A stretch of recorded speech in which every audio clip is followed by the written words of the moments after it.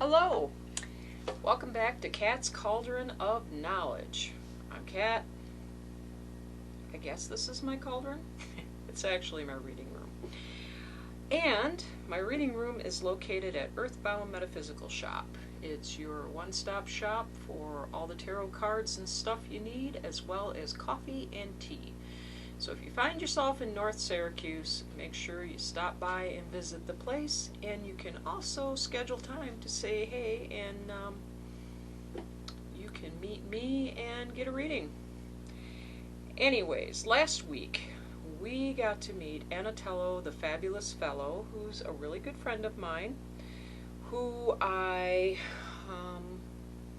really enjoyed having him here, even though our filming pretty much sucked because we were trying to cram together and, you know, it just wasn't working. But good news, I have a new laptop coming, which will mean that I will get to edit. I know, you're all thinking, but Kat, why don't you edit now? I don't edit now because my current computer is a Chromebook, which sucks. And it doesn't have the memory. It just can't do it. So, anyway, onwards and upwards. What are we talking about today? We are talking about tarot. Even though I read tea leaves and palms, tarot was my first love, and I still enjoy tarot. I still really like doing it. So, over the many years I have been doing this, I'm 53, so, you know, I've been at this quite a while. I have heard some truly interesting tarot myths, and I want to today kind of dispel them. So, here we go, tarot myths. Number one. You have to start with Rider-Waite. For those of you not in the know, Rider-Waite is a deck that most people think of as the tarot deck. It's mass-produced and it's been around since, I think, the 1900s. Anyway, a lot of people, Rider-Waite works for them. A lot of people like me, I think it's sterile. I don't do well with Rider-Waite. So, it is a complete myth. You have to start there. If it works for you, great. If it doesn't, no harm, no foul. Find a deck that you enjoy and go with it. If you identify with fairies, get a deck that's based on fairies. If you like Celtic Druidism, they got decks for that too. They have steampunk tarot. They have the Green Man Tarot, the Halloween Tarot, the Deck of Witches. There are literally millions of decks out there. Go online and see what appeals to you. And on a side note, yes, it can get spendy. Brand new tarot decks can go anywhere from 20 bucks to, I've seen, as high as 70, depending on all the tchotchkes and things that come with them. My thing is pick a deck that speaks to you. If you're just starting out, you know, you might not want to be too spendy. Just have fun with it. That's it. If it's not fun, why are you doing it? Okay. Number two. I'm doing 10, by the way. Number two. You have to be gifted with your tarot cards. Okay, I got a problem with this one. Mainly because if we all sit around waiting to be gifted with our cards, what if nobody gives you any? Or worse, what if they give you a deck you hate? Are you now supposed to be chained up to that deck and to that, you know, waiting for some other person to give you no. If somebody wants to buy you a deck, you know, I'm all about the freebies. Take it. But honestly, you're the arbiter of what is going to work for you. You know what you're drawn to. You know, if somebody gave me a deck like the medieval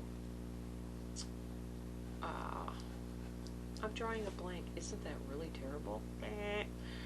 Anyways, if somebody gave me like medieval cats, and they did, my dear friend Lisa did, I liked them. They're cute. They work for me.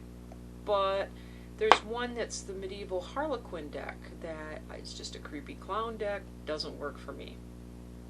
I don't even know if they make it anymore. But anyway, so moving on.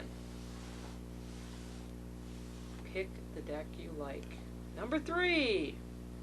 3. You have to keep your cards in a silk pouch in a box with no metal on it.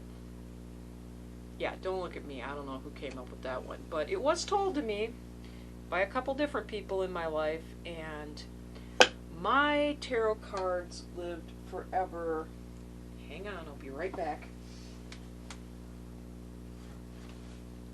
In a leather pouch made by my ex. And it was because being on the Ren Fair circuit and that I could tie it up. It hung at my belt, and it looks really tired and old. I keep it because I'm sentimental about every place I've been with this, and the fact that it held my cards, not my ex. We won't get into that, people. But anyway, my cards currently live in this very cool box that I got here at the store because being a pro reader, I just didn't want my cards sitting out in the open when I wasn't here. And I did gild the box because you couldn't really see the hand on here, the Hansa. So, and my box does have metal hinges because how's the lid gonna stay on? And I don't have a silk bag around them because I don't know, I just don't have one. If you feel like you want to have your bag or your cards live in a silk bag, go ahead, do that. Cool. If you want it to be 100% organic cotton, I'm down with that. That's good. There is no tarot police, by the way. No one will pull up with their sirens on and write you a citation for not doing something however you're supposed to with tarot. It's just not how it works. And whoever makes this stuff up, I don't know how they did it, who came up with these arbitrary rules, but the truth of the matter is, you make the rules, you bought the cards. So, alright, we are up to number 4. Tarot card myths. You must clear your cards daily, weekly, nightly, whatever. Okay. Now, clearing your cards can be anything from burning sage and running the cards through the sage smoke. Some people like to leave them in moonlight.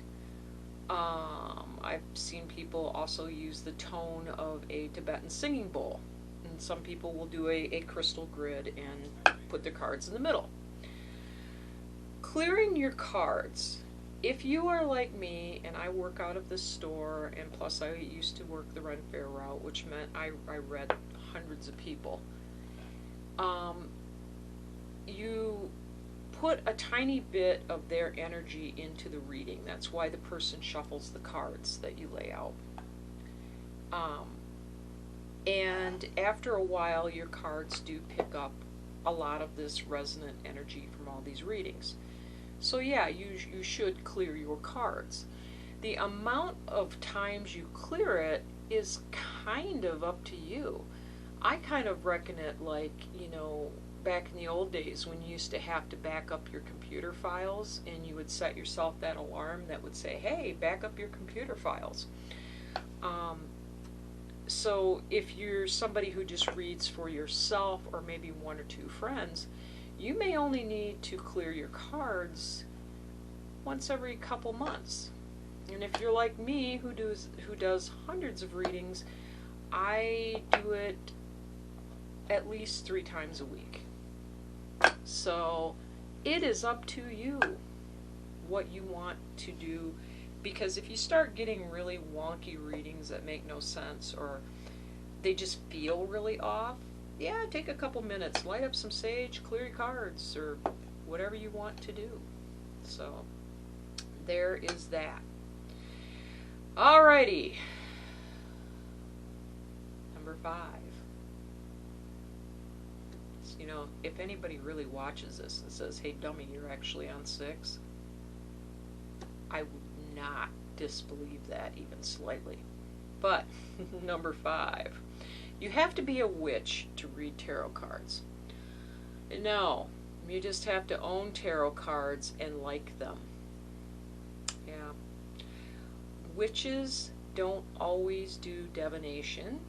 People who read tarot cards aren't always witches.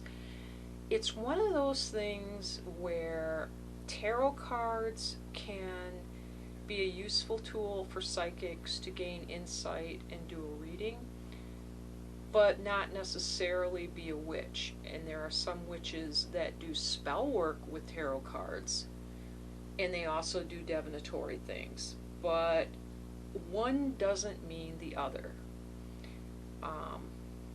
Sometimes the two collide, and sometimes they don't. Alright, number 6. 6! Okay. I'm in a silly, happy mood. It's Super Bowl Sunday. There's a really cool vibe going on here. The store has been open for 5 years, so I'm happy. Okay, number 6. Doing a reading can only be done on the High Holy Celtic Wheel days, or whatever, which my Celtic wheel is behind me here, that big circle, like right there. It's got Imbolc, Ostera, Yule, Samhain on there. No, you can read tarot cards whenever the heck you like. They're your cards. Some of the best readings, though, I will say, happen on Samhain or Halloween or on other gateway days, but by all means, read whenever the heck you like. Whatever works for you. Number 7. 7 amuses me because this one I heard actually this year, and then I thought, okay, people are just playing with me, but anyway.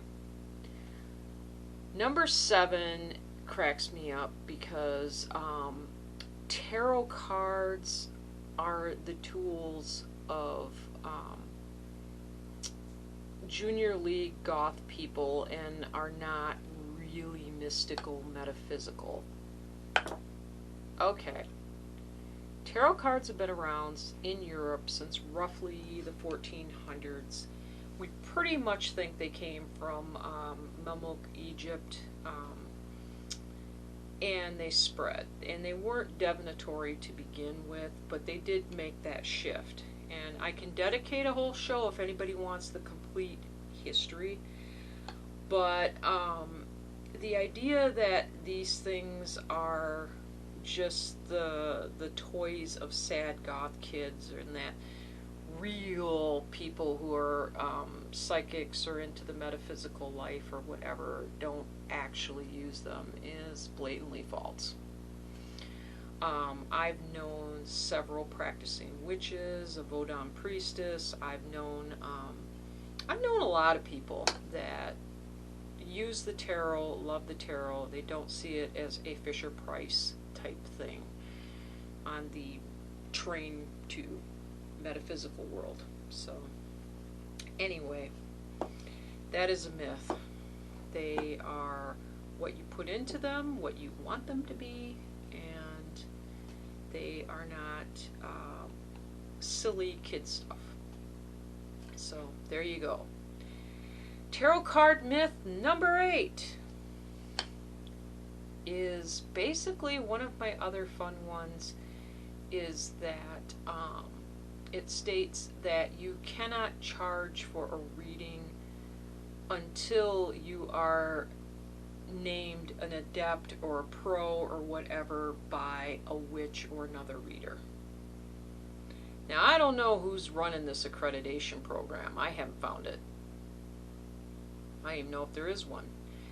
The truth of the matter is you know when you're ready to charge by the fact that you are comfortable doing what you're doing, you've got a great rapport with people, and you aren't struggling to get a reading.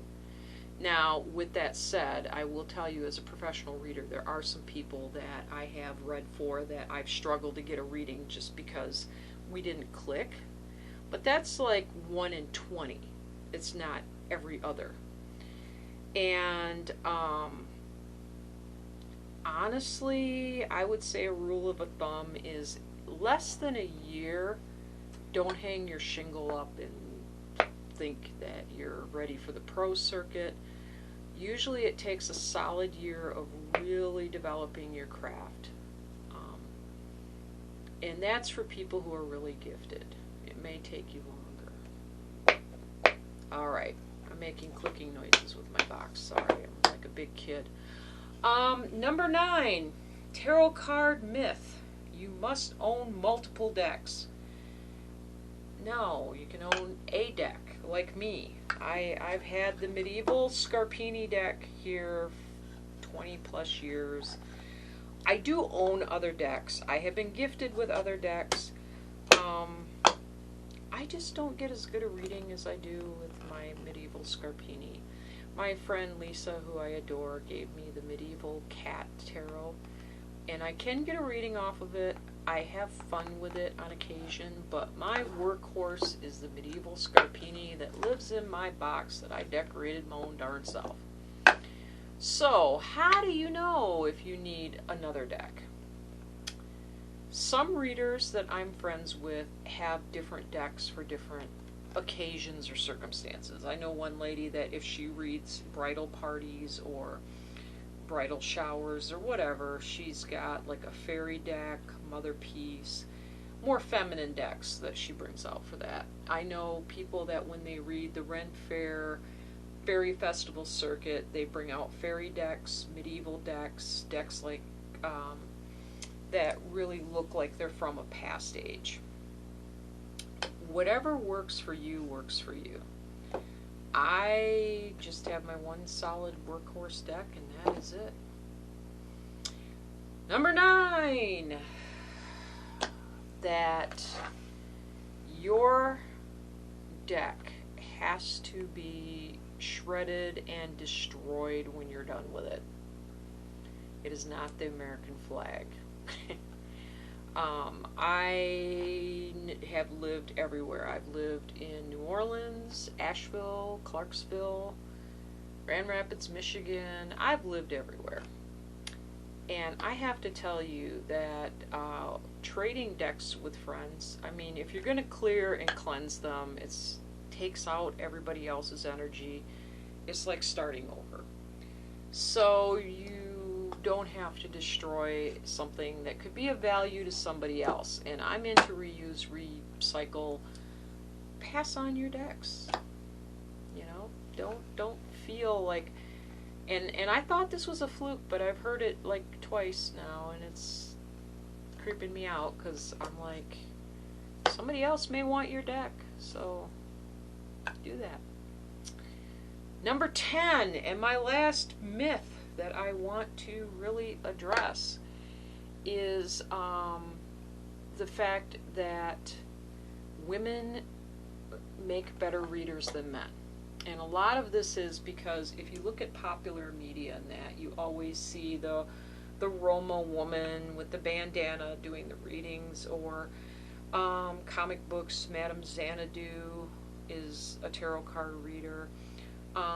It's just a very popular image. But the truth of the matter is there are men who read like nobody's business.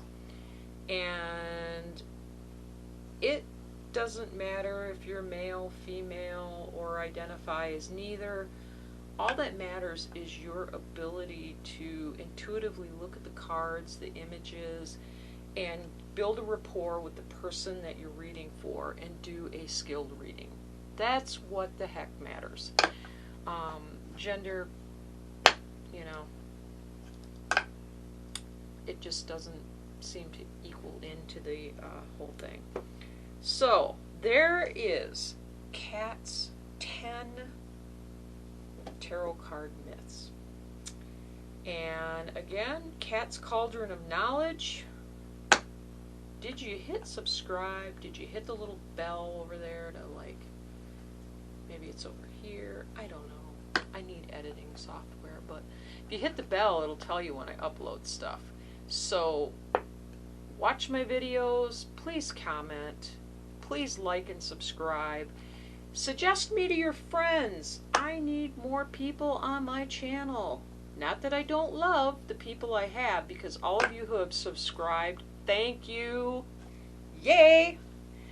And I tell you what, I will see you guys next week. Enjoy the Super Bowl. Have a great day. Bye.